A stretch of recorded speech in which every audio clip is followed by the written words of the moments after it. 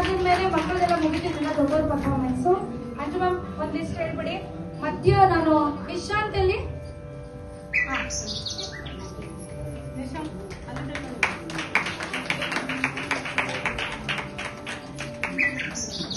Okay. Advika ಆದ್ಮೇಲೆ ನಾನು ನಿಶಾಂತ್ಗೋಸ್ಕರ ಇವತ್ತು ಅವನು ತುಂಬಾ ನಾನು ಹೊಸ ಹಾಡು ಹೇಳ್ಕೊಡ್ತೀನಿ. ಅದು ಯಾವ ಲ್ಯಾಂಗ್ವೇಜ್